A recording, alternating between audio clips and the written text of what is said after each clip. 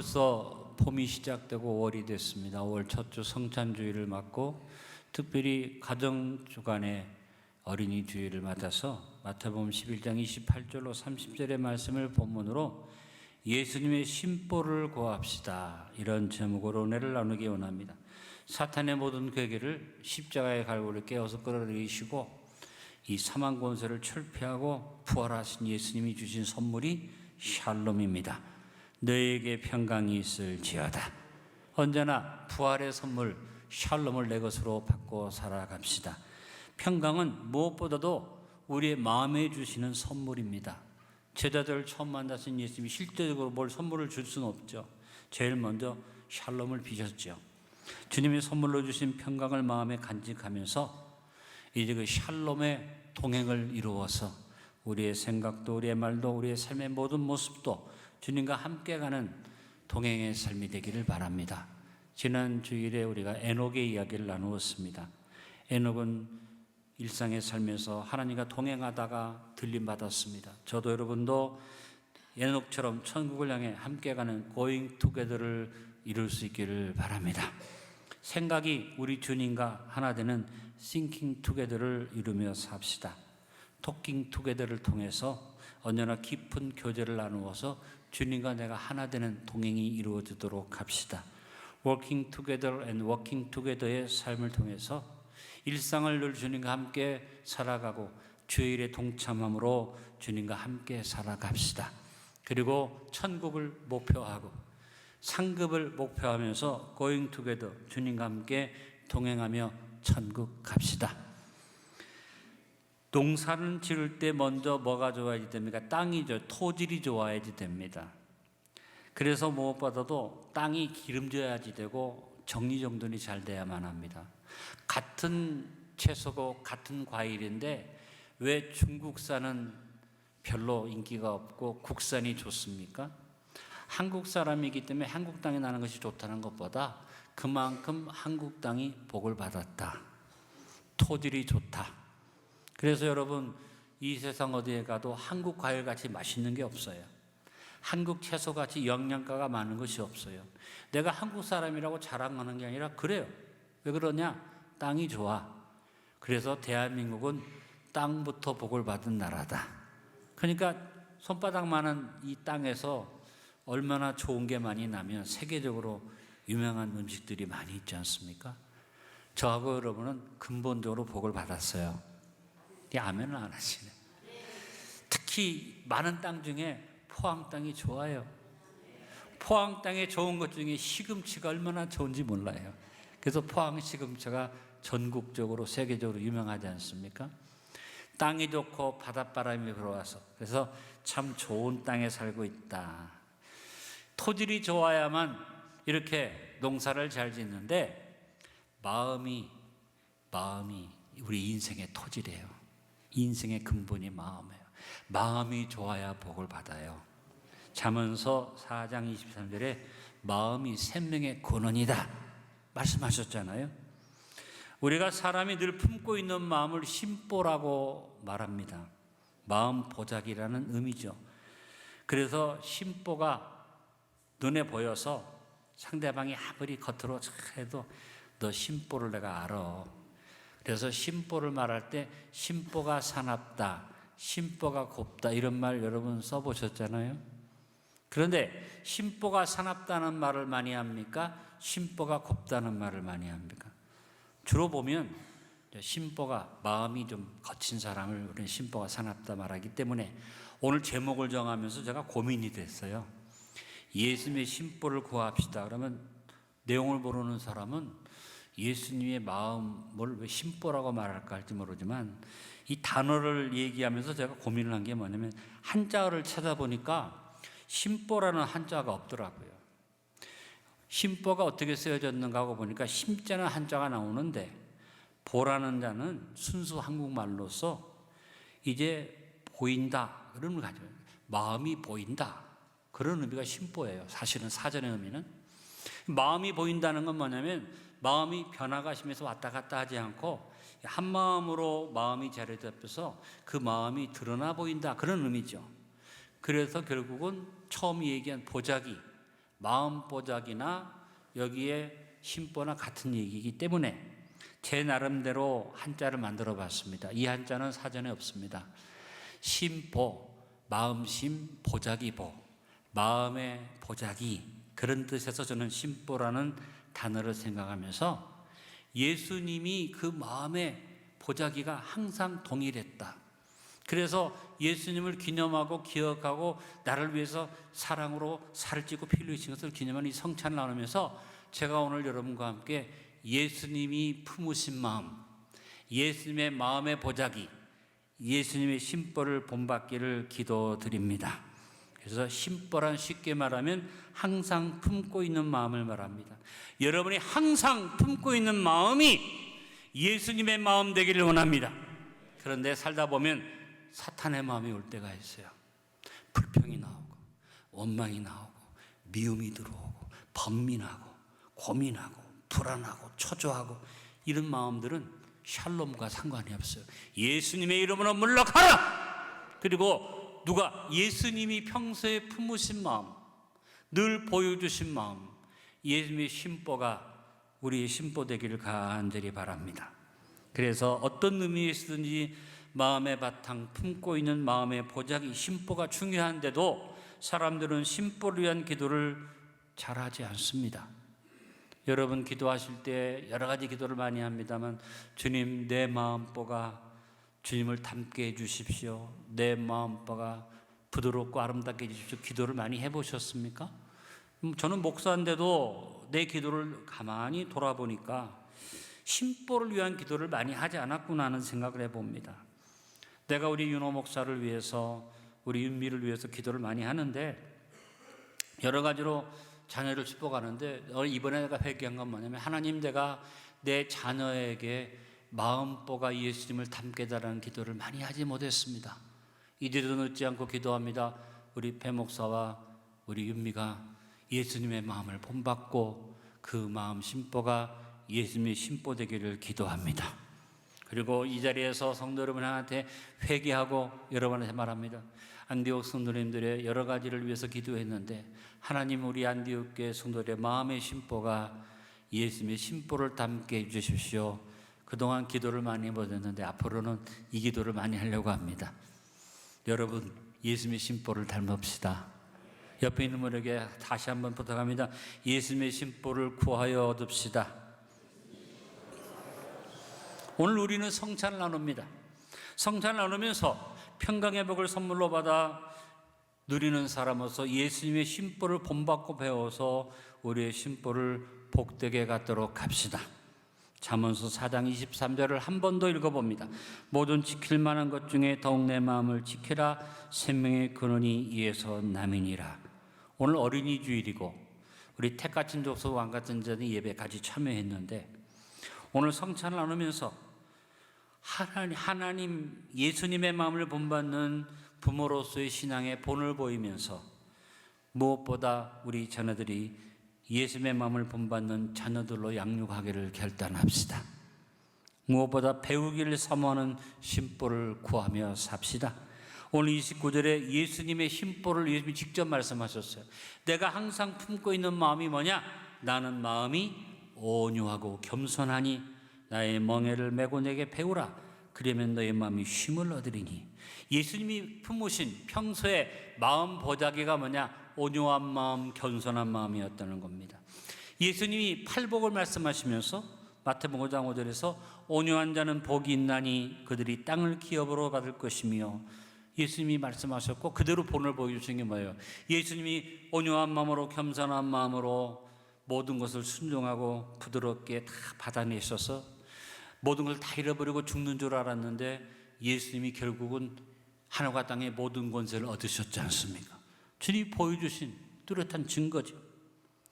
온유한 심보는 배우기를 사모하는 겸손한 마음입니다. 우리가 우리의 삶의 현장에서 직접 볼 수 있는 게 온유한 사람이 땅을 얻는다는 이 말씀이 그대로 눈에 보여지잖아요.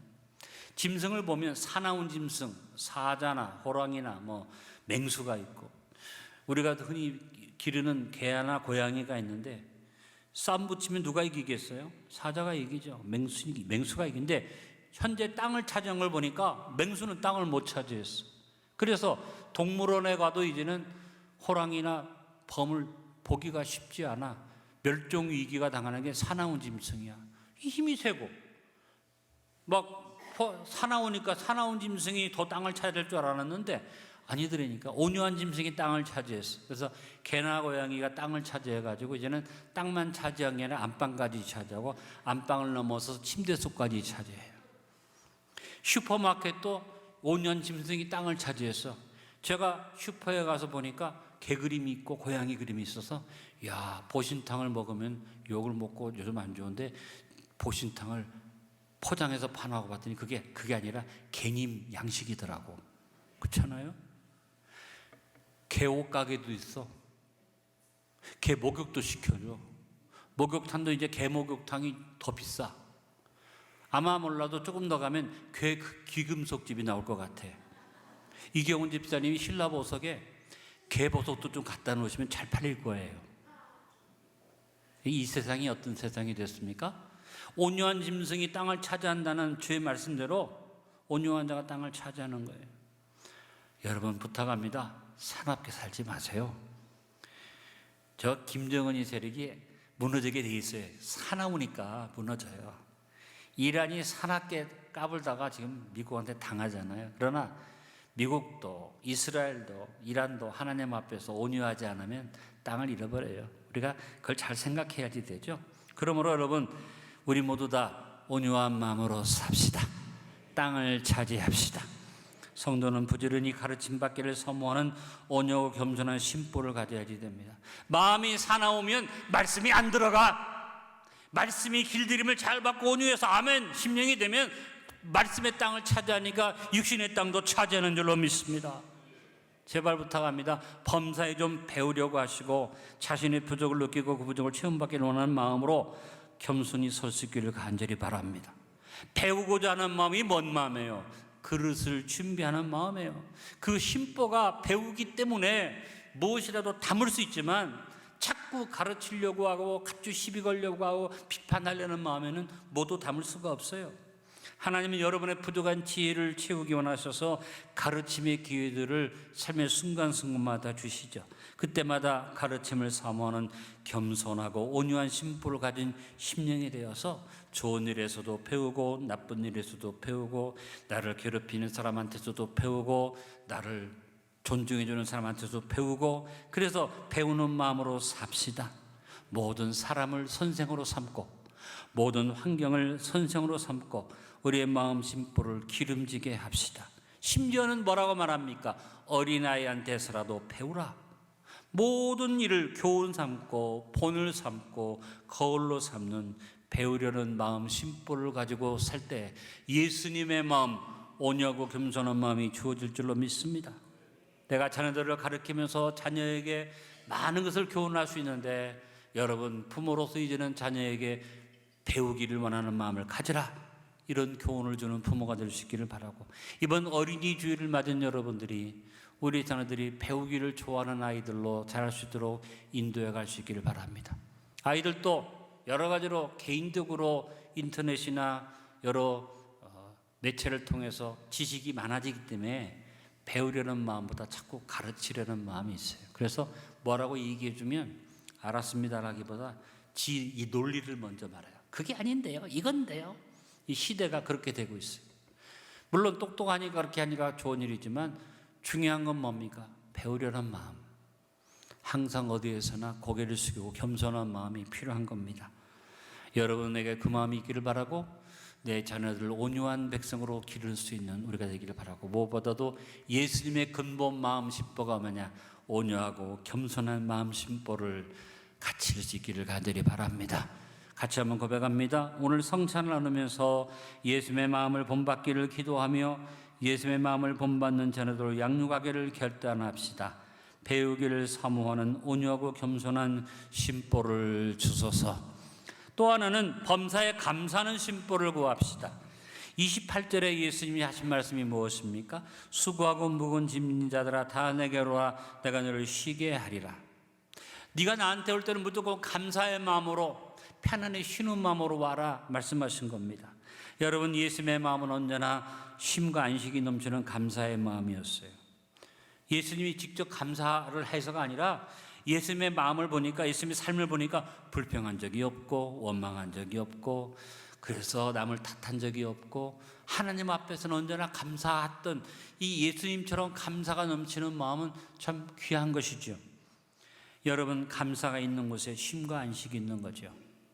감사가 없는 사람은 쉼이 없어요. 잠을 못 자요. 감사가 있는 사람은 쉼과 안식이 있어요. 예수님이 우리에게 감사의 마음을 가져라. 수고하고 무거운 짐을 내게 내려놓으라. 여러분, 예수님은 원망이나 불평이나 남의 탓하는 마음이 없으셨고, 마지막까지도 아까 우리 리멤버미 찬양을 같이 나누었습니다만, 예수님이 마음의 심보를 감사의 심보로 기도하신 것을 누가복음 22장 42절로 44절에서 볼 수 있습니다. 이르시되 아버지여, 만일 아버지의 뜻이거든 이 잔을 내게서 옮기시옵소서.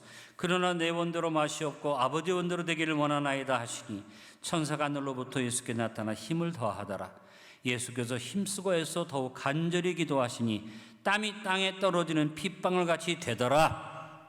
예수님도 십자가를 지는 일이 싫었다는 겁니다. 내가 왜 수치를 당합니까? 내가 왜 벌거벗김을 당합니까? 내가 왜 십자가에 달려야만 합니까? 이게 예수님의 마음속에 있었지만, 예수님이 이것을 어떻게 표현하셨어요? 감사로, 아버지의 뜻이거든 내가 아버지의 뜻대로 되기를 원합니다. 쉬운 얘기가 아니에요. 그래서 오늘 보니까 그 예수님이 힘들어하니까 누가까지도 천사가 와서 도와줬다. 얼마나 힘들었냐? 땀방울이 핏방울처럼 되더라. 간절하게 내가 불평하지 않고 아버지의 뜻을 원망하지 않고 감사로 이 잔을 받기를 원합니다. 쉬운 일이 아니었는데 감사로 잔을 받으셨어요. 여러분, 우리의 심령에 가장 기름지게 되는 것이 감사입니다. 감사는 복받은 사람의 특권입니다. 그리고 받은 복을 더 아름답게 기름지게 계속해서 복을 누리게 하는 첩경이 됩니다. 어린아이한테서도 배우는 마음으로 모든 사람에게 감사드리며 삽시다.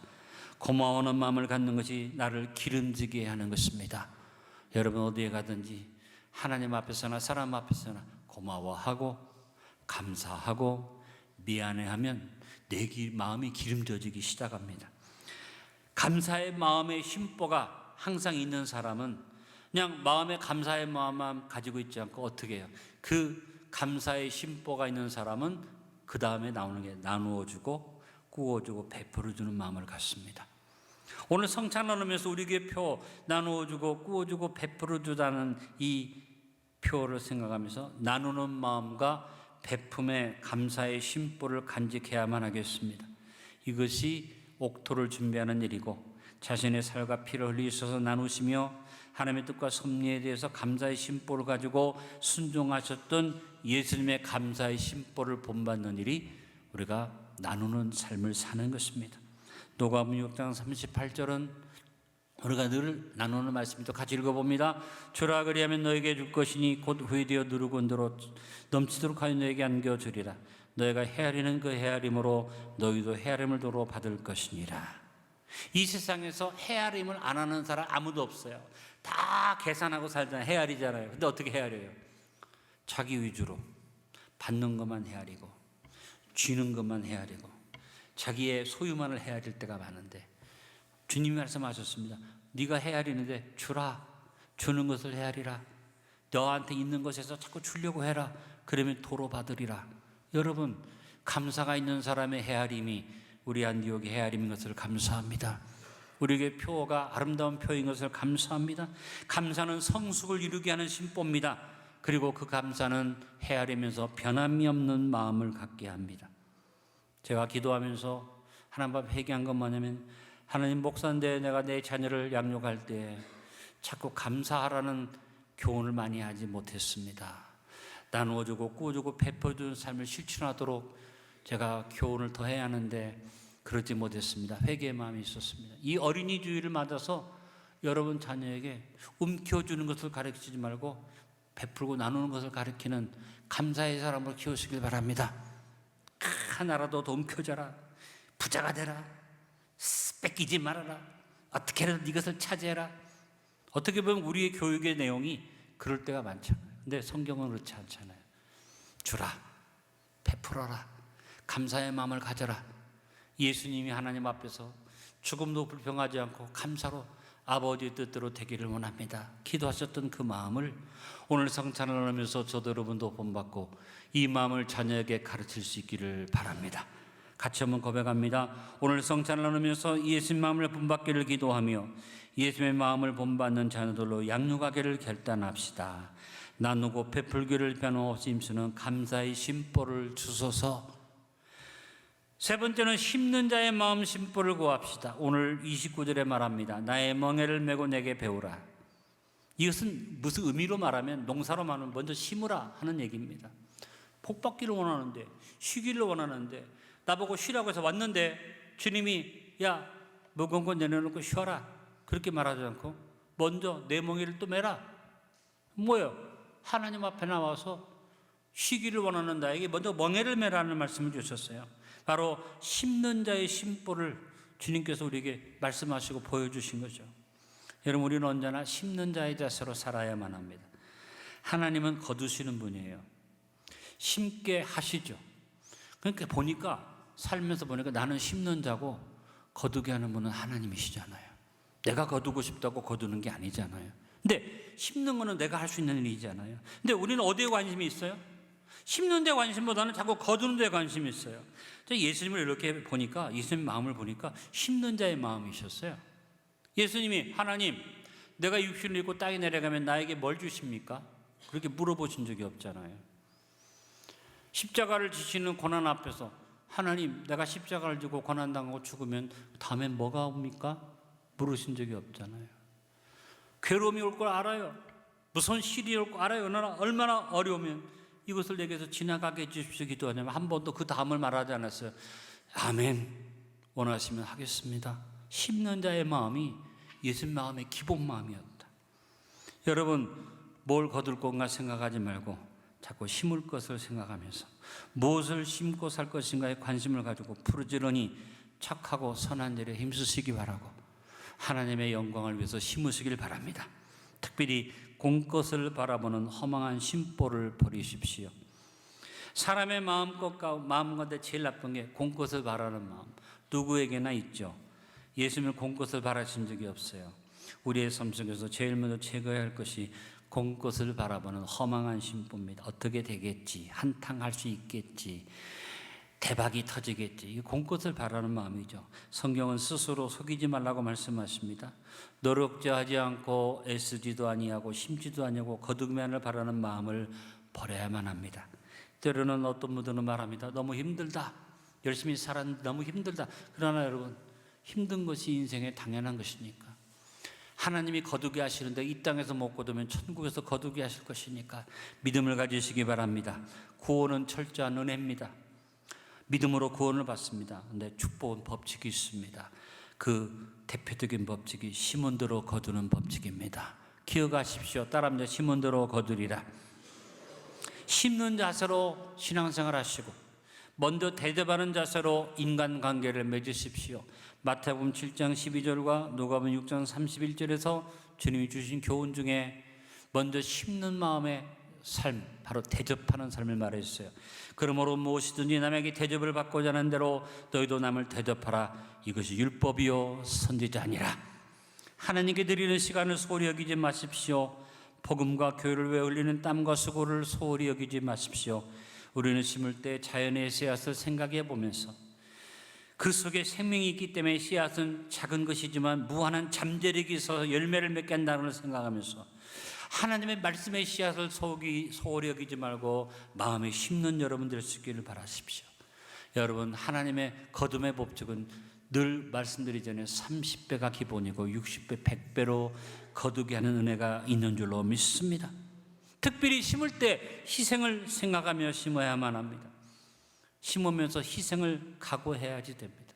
손해인데 억울한데 이렇게 한다고 나한테 축복이 될 수 있을까 할지 모르지만 심을 때 희생하면 열매를 어떻게 맺는다고 했습니까? 요한복음 12장 24절에 내가 진실로 진실로 너에게 이르노니 한 알이 미리 땅에 떨어져 죽지 아니하면 한 알 그대로 있고 죽으면 많은 열매를 맺느니라. 여러분 하나님 앞에 나와서 심는 자, 희생하는 자, 공끝을 바라지 아니하고 내가 심은 대로 거두는 걸 믿는 자들에게는 하나님이 주는 큰 축복이 있고, 오늘 예수님의 마음을 본받은 여러분에게 하나님께서 심는 자의 마음으로 채워주시기를 기도드립니다.